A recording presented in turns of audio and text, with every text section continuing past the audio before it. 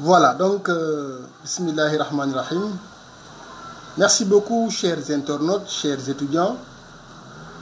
Je vous remercie encore une fois de plus de votre attention.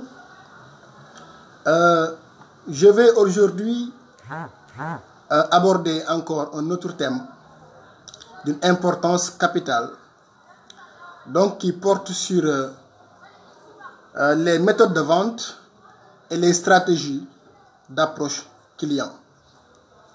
Donc, le thème d'aujourd'hui, c'est les méthodes de vente et les stratégies d'approche client. Comme je fais d'habitude, je vais diviser ce cours en 4 grandes parties d'égale importance. Je vais parler dans une première partie des méthodes de vente.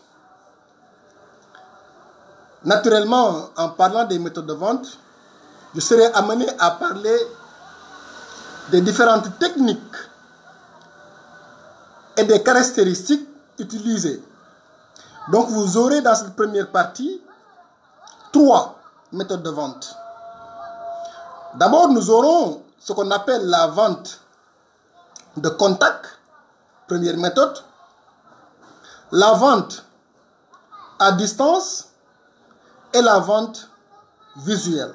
Donc nous aurons pour chacune de ces méthodes à parler des techniques utilisées ainsi que les caractéristiques de ces méthodes, et je donnerai quelques exemples, donc quelques produits ou bien quelques types de magasins que nous pouvons rencontrer. Dans une seconde partie de ce thème, je vais parler des approches, en tout cas les stratégies d'approche client. Ici, nous aurons 2 stratégies d'approche client. Nous aurons ce qu'on appelle l'approche anonyme de masse, qui est appelée aussi vente anonyme. C'est quoi? Nous aurons également dans une seconde partie l'approche individualisée relationnelle, appelée également vente relationnelle. Maintenant, qu'est-ce qui différencie ces 2 catégories? Maintenant, pour la première, ici, il ne s'agit pas pour le commercial d'utiliser certaines informations relatives au client. Donc ici, on considère tous les acheteurs comme étant des prospects. Et dans la seconde, on va puiser dans une liste déjà établie dans laquelle on va cibler quelques clients pour leur parler. C'est ça l'approche individualisée ou relationnelle. Dans une troisième partie, je vais parler de la gestion des relations commerciales. Et enfin, je finirai, si le temps me le permet, avec quelques recommandations. Mais d'abord, dans la première partie, je vais aborder les méthodes de vente. Les méthodes de vente. Nous avons 3 méthodes de vente. Nous avons ce qu'on appelle la méthode dite vente de contact, où il y a une interconnexion entre acheteurs et vendeurs. Dans une seconde partie, je vais parler de la seconde méthode qui est appelée méthode visuelle. Et enfin, la méthode à distance. D'abord, la méthode dite vente de contact. Maintenant, ici, nous aurons 5 techniques dans la méthode dite vente de contact. 5 techniques. Nous aurons ce qu'on appelle la vente traditionnelle. Ensuite, la vente sur stand, la vente par représentant, la vente à domicile et la vente électronique. D'abord, la vente traditionnelle. Première technique de la première méthode, appelée vente de contact. Qu'est-ce qui caractérise la vente traditionnelle? Dans la vente traditionnelle, nous avons ici une vente qui s'effectue en magasin, dans laquelle clients et vendeurs sont en présence depuis l'accueil. Donc ici, le commercial accueille le client pour lui proposer des biens ou des services. Donc c'est une vente où il y a une cohabitation, une discussion entre vendeurs et acheteurs depuis l'accueil. Donc ça, c'est la vente traditionnelle. Maintenant, exemple des produits utilisés dans le cadre des ventes traditionnelles, nous avons les produits techniques où il nécessite une explication approfondie du commercial. Également, il en est de même pour les produits utilisés dans le cadre de la vente de contact, de la vente traditionnelle, donc les produits de luxe, où le commercial a besoin impérativement de s'exprimer, donc d'expliquer le produit dans ses profondeurs. Donc ça, c'est la première technique de la première méthode appelée vente de contact. Ici, cette technique est appelée vente traditionnelle. Maintenant, pour la seconde technique, elle est appelée vente sur stand. Vente sur stand. Maintenant, qu'est-ce qui caractérise cette seconde technique des ventes de contact? Ici, dans la vente sur stand, la vente s'effectue dans un espace limité qui peut être une foire, une exposition ou bien un salon. Donc, je répète, dans la vente sur stand. Donc, c'est une vente qui s'effectue dans un espace limité qui peut être une foire, une exposition ou bien un salon. Donc, ça, c'est la seconde la seconde technique appliquée à la méthode dite vente de contact. Donc, je reprends la première technique. Ici, c'est la vente traditionnelle. Et la seconde technique, la vente sur stand. Maintenant, quels sont les produits utilisés dans le cadre de la vente sur stand? Il s'agit de nouveaux produits, souvent, quand vous voulez promouvoir, n'est-ce pas, en tout cas, montrer vos nouveaux produits aux clients, on peut utiliser cette technique. C'est-à-dire, lorsqu'on a de nouveaux produits à montrer aux consommateurs, ou bien quand on a des produits de marque, on utilise la méthode dite vente de contact. Ou bien, lorsqu'on a des produits en promo. Donc, ça, c'est la seconde techniques utilisées. Donc, première technique, c'est la vente traditionnelle. N'oubliez pas, je suis dans la première méthode. Donc, j'ai divisé le cours en 3 parties. D'abord, il y a la méthode dite vente de contact. La seconde, appelée vente visuelle. Et la troisième méthode, appelée vente visuelle. Maintenant, dans la première méthode dite vente de contact, il y a 5 techniques.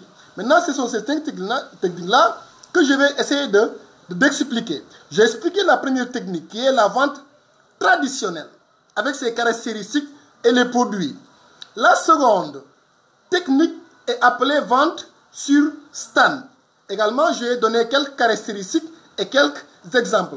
Maintenant, la troisième technique de cette méthode est appelée vente par représentant.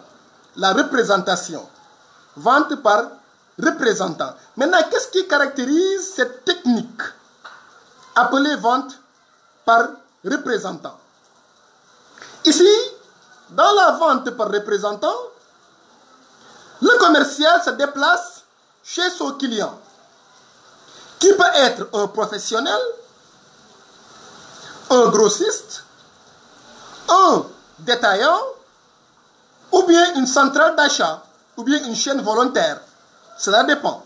Mais dans tous les cas, dans la vente par représentant, ici le commercial se déplace donc vers le client ou bien le prospect. Donc il peut être un professionnel, un grossiste, un détaillant, etc. Maintenant, quels sont les produits utilisés dans cette technique appelée vente par représentant? Maintenant, il s'agit de produits souvent destinés à la revente. Donc il peut être, n'est-ce pas, diverses catégories de types de produits. Merci beaucoup, Elie, mon étudiant à IPAC. Voilà, merci beaucoup, je suis honoré. Donc ici, la troisième technique est appelée vente par représentant. Donc il y a les caractéristiques et, n'est-ce pas, les produits utilisés dans le cadre de la vente de contact. Quatrième technique utilisée dans la méthode dite vente de contact. Quatrième technique. Après vente traditionnelle, vente sur stand et vente par représentant. Nous avons la vente à domicile. La vente à domicile. Donc, quatrième technique utilisée dans le cadre de la méthode dite vente de contact. Quatrième technique. Vente à domicile. C'est quoi la vente à domicile, chers étudiants? Ici, nous avons un vendeur qui se rend au domicile du particulier. Le vendeur se déplace au domicile du particulier dans le cadre de la technique dite vente à domicile. Maintenant, ça peut être un entretien en face à face dans lequel le commercial va expliquer le produit de but en blanc, ou bien une vente à réunion dans laquelle il y a beaucoup de prospects, beaucoup de clients, et que ici, le commercial va faire une démonstration. Ça, c'est la vente à domicile, qui a plusieurs avantages. Donc, malheureusement, le temps fait défaut. Sinon, on aurait expliqué les avantages et les inconvénients de ces techniques qui découlent de la méthode appelée vente de contact. Chers étudiants, chers internautes, cinquième et dernière technique utilisée dans le cadre de la méthode dite vente de contact. C'est la technique appelée vente par téléphone. Vente par téléphone. Quelles sont les caractéristiques de cette technique? Ici, la vente commence par une émission d'appel, par un télévendeur qui fait une offre à un client, souvent à partir d'un centre d'appel. Voilà, ça c'est la vente par téléphone. La proposition, l'offre, émane, n'est-ce pas, d'un télévendeur qui, à partir d'un centre d'appel, essaie de toucher le maximum de prospects. Maintenant ici, quels sont les types de produits d'habitude utilisés dans le cadre de la vente par téléphone? Ce sont tout type de produits. Donc, tous produits peuvent être utilisés dans le cadre de la vente par téléphone. Donc, ici, je viens d'expliquer les 5 techniques qui découlent de la première méthode, appelée vente de contact. Donc, ici, la vente de contact, comme je viens de dire, on utilise 5 techniques. Bien sûr, chaque technique, n'est-ce pas, dispose des caractéristiques et, n'est-ce pas, des exemples, donc des types de produits. Donc, vous qui m'appelez, s'il vous plaît, donc je suis en train de faire... c'est impossible de décrocher. Donc, maintenant, la seconde méthode. La seconde méthode, après la vente de contact. La seconde méthode, appelée vente visuelle. La vente visuelle. Ici également, nous aurons dans la vente visuelle 4 ou bien 3 techniques. D'abord, première technique utilisée dans le cadre de la vente visuelle, nous avons, merci beaucoup, éminent professeur Michel Khan. En tout cas, je suis honoré de vous avoir. Donc, ici, dans la technique, en tout cas, la première technique utilisée dans le cadre de la vente visuelle est la vente en libre service. La vente en libre service. Maintenant, quelles sont les caractéristiques de la vente en libre service? Ici, il y a une absence du vendeur. 1. L'absence du vendeur dans le cadre de la vente, dans le cadre de la technique dite vente en libre service. 1. 2. Il y a également un affichage des prix. L'affichage des prix. 3. Il y a une présentation des produits à portée de main. La présentation des produits à portée de main. 3. 4. La mise à disposition de matériel de transport. La mise à disposition pour l'acheteur de matériel de transport. 4. 5. Cinquième caractéristique de la vente en libre service, le libre accès aux produits, autrement dit, le libre choix de l'acheteur. Donc, le libre accès, n'est-ce pas, qui donne un libre choix à l'acheteur. Et enfin, le passage en caisse à la sortie. Donc, ce sont là les caractéristiques les caractéristiques de la technique qui découle de la seconde méthode appelée vente visuelle. Ici, la technique est appelée vente en libre service. Deuxième technique de vente émanant de la méthode appelée vente visuelle. Il s'agit de la vente en libre choix. La vente en libre choix. Qu'est-ce qui caractérise la vente en libre choix? Dans la vente en libre choix, le client se sert seul ou avec l'aide d'un vendeur. Le client se sert seul, le service ou le produit, ou bien avec l'aide d'un vendeur. Donc, il règle ses achats, le client, au fur et à mesure dans chaque rayon. Donc, il a la possibilité de régler ses achats seul, au fur et à mesure dans chaque rayon. Ça, c'est la principale caractéristique de la vente appelée, de la technique appelée vente en libre choix. Maintenant, dans quel type de magasin pouvons-nous rencontrer, n'est-ce pas, cette technique? Donc, il s'agit de grands magasins ou bien dans les galeries marchandes qu'on peut, n'est-ce pas, rencontrer ces techniques appelées vente en libre choix. Troisième technique, après la vente en libre choix. Donc, je voudrais que vous me suiviez bien. Une petite parenthèse. J'ai divisé le cours en 4 parties. Dans la première partie, je suis en train d'aborder les méthodes de vente. J'en ai listé 3. 1. La vente de contact, première méthode. 2. La vente visuelle.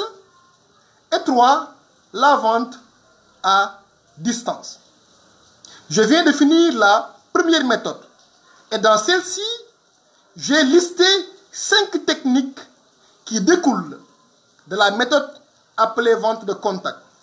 Donc, dans chaque technique, j'ai expliqué les caractéristiques et les types de produits commercialisés. Maintenant, je suis dans la seconde méthode appelée vente visuelle. J'ai expliqué la première technique, la seconde, et je suis dans la troisième technique découlant de la vente appelée, de la méthode appelée vente visuelle. Comment se nomme cette technique? Elle est appelée la vente en présélection. La vente en présélection. Merci beaucoup, M. Khan. Merci beaucoup, Mariama. Je suis honoré. Ici, quelles sont les caractéristiques de la vente en présélection? Dans la vente en présélection, le client choisit ses produits. Le client choisit ses produits et le vendeur le lui sert. Voilà. Il y a une présélection déjà faite par le client. Ensuite, le vendeur, lui, remet les produits ou bien les services. Maintenant, dans quel magasin pouvons-nous trouver ces techniques? D'abord, les magasins spécialisés ou bien, naturellement, dans certains rayons de supermarchés. Mesdames, Messieurs, chers étudiants, chers professionnels, quatrième technique de vente qui découle de la méthode appelée la méthode visuelle. Il s'agit de la vente par automate. Entendez-la par vente automatique. Donc, méthode technique, appelée vente par automate. Qu'est-ce qui caractérise la vente par automate? Dans la vente par automate, le client sélectionne un produit proposé par l'appareil. Donc ici je dis automatique. Donc ici naturellement, entendez par là des appareils automatiques. Ici le client sélectionne un produit proposé par l'appareil. Qu'est-ce qui se passe? Il paie et se sert seul. Il paie le montant et maintenant se sert seul. Donc ça, c'est la vente appelée vente automate. Donc j'ai expliqué une première technique, une première méthode appelée vente de contact, une seconde méthode appelée vente visuelle. Maintenant, je vais finir avec la troisième et dernière méthode appelée vente à distance. La vente à distance. Dans la vente à distance, nous aurons 3 techniques. 3 techniques. D'abord, on a ce qu'on appelle la VPC. La vente par correspondance. C'est quoi la vente par correspondance? Voilà, ça colle bien, parce que je parle ici de vente à distance. Et je dis, première technique, la vente par correspondance, appelée VPC. Qu'est-ce qui caractérise la vente par correspondance? Ici, le client choisit ses produits. 1. Il est livré à domicile. 2. Il paie à la commande, c'est-à-dire au moment où il fait la commande, ou bien à la réception. Donc, il a la possibilité. D'abord, il choisit ses produits. Ensuite, il est livré à domicile, mais le paiement peut s'effectuer a priori, c'est-à-dire après commande, ou bien à la réception des ou du produit. Maintenant, ici, quels sont les moyens utilisés pour vendre dans le cadre de la vente à distance? Puisqu'il n'y a pas une relation entre vendeur et acheteur. Ici, dans la vente à distance, il n'y a pas une relation entre vendeur et acheteur. Maintenant, quels sont les moyens mis à la disposition du vendeur et de l'acheteur? Ici, le vendeur propose les offres. En tout cas, ici, l'offre est faite à travers des catalogues. 1, 2, des courriers publicitaires, donc envoyés par le vendeur à l'acheteur, ou bien par des revues, tout simplement. Donc ici, l'offre, le vendeur a ses possibilités, soit des catalogues, ou bien des revues publicitaires, ou bien des courriers électroniques dans la vente à distance. Maintenant, pour la commande, comment la commande s'effectue? Maintenant, il y a un bon de commande. Il y a un bon de commande, maintenant, qui est fait via un téléphone. Donc, ici, les moyens mis à la disposition de l'acheteur sont bon de commande, téléphone, pour être simple.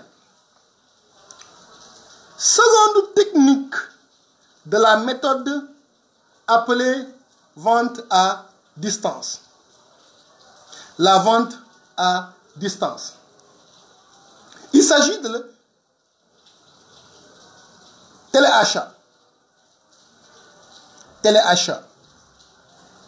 Qu'est-ce qui caractérise cette technique de vente appelée téléachat? Ici, le client sélectionne des produits à partir de démonstrations télévisuelles. 1. Le client choisit ses produits à partir de la démonstration télévisuelle. Ensuite, il est livré à domicile et il paie à la livraison. Ici maintenant, le paiement peut s'effectuer après le bon de commande, ou bien on peut également payer à la réception. Maintenant, ça dépend. Maintenant, ici également, comme on avait à le voir dans la méthode de vente VPC, vente par correspondance, ici, quels sont les moyens mis à la disposition des acheteurs? D'abord pour l'offre. Ici, l'offre est effectuée à travers une émission télévisée. Donc, regardée par l'acheteur. N'est-ce pas? L'offre passe à la télévision. Parce que ici, je parle de la technique appelée téléachat. Maintenant, pour acheter, c'est simple. Il faut prendre le contact, il faut prendre le numéro de téléphone et appeler. Donc, appeler. Voilà. Là, je viens de finir. Bon, il me reste une troisième. Je devais continuer. Une troisième technique appelée également après téléachat et vente par correspondance. Nous avons ce qu'on appelle la technique appelée le commerce électronique. Le commerce électronique. C'est quoi? Dans le commerce électronique, le client choisit des produits sur catalogue télévisuel. 1. Il choisit les produits. Donc la présélection est faite à travers des catalogues virtuels. Donc 2. Il est livré à domicile et enfin il paye à la commande. C'est simple. Dans le commerce électronique. Pour me résumer, le client choisit ses produits sur catalogue virtuel. Il est livré à domicile et il paye à la commande. Maintenant, pour finir, avec les moyens, quels sont les moyens mis à la disposition des acheteurs et également du commercial? D'abord pour l'offre. L'offre est effectuée à travers le réseau Internet. Dans le commerce électronique, nous avons l'Internet. Donc, nous avons le e-commerce. Donc, e-commerce, donc le commerce électronique. Donc, l'offre est effectuée à travers l'Internet. Ou bien un catalogue électronique. Donc, envoyé, n'est-ce pas, par le commercial au prospect. Enfin, la commande. La commande passe par Internet. Voilà, vous qui achetez, vous faites toujours vos commandes à travers ces mêmes plateformes dont vous avez eu écho de ces offres de produits ou bien de services. Donc voilà, ce sont là les trois méthodes. Les trois méthodes donc de vente. La vente de contact, la vente visuelle et la vente à distance. Maintenant, je vais, si vous permettez, chers étudiants, aborder la seconde partie de ce cours. Les stratégies d'approche client. Les stratégies d'approche client.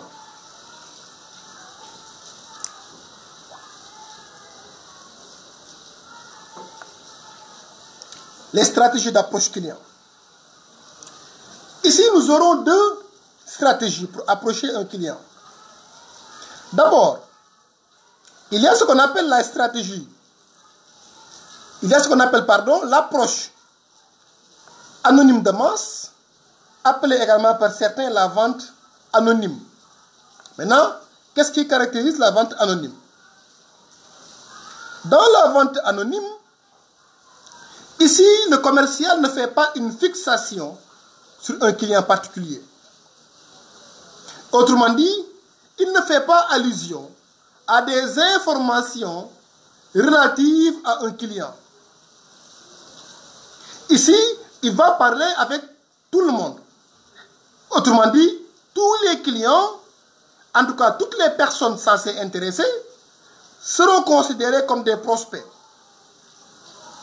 En revanche, dans le cadre de l'approche appelée individualisée rationnelle ou vente rationnelle, ici on fait usage d'une base de données, donc des listes préétablies dans lesquelles on va puiser certains prospects appelés suspects qu'on va traquer, entre guillemets, pour leur proposer des services. Maintenant, ici, chaque approche a des principes et des méthodes. L'approche anonyme de masse a des principes. Quels sont les principes qui guident l'approche anonyme de masse? Et quels sont également les principes qui vont guider l'approche individualisée rationnelle ou bien appelée également la vente rationnelle? D'abord, la première approche, dite l'approche anonyme de masse ou vente anonyme. Ici, dans la vente anonyme, c'est une méthode dans laquelle on ne cherche pas à connaître, ni à identifier ou qualifier ou enregistrer des informations relatives à chaque client. C'est important. Dans l'approche anonyme de masse, on ne cherche pas à identifier ni à enregistrer ou bien à utiliser des informations relatives à chaque client.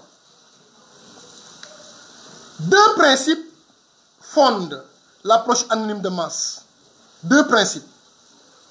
Dans l'approche anonyme de masse, nous avons deux principes.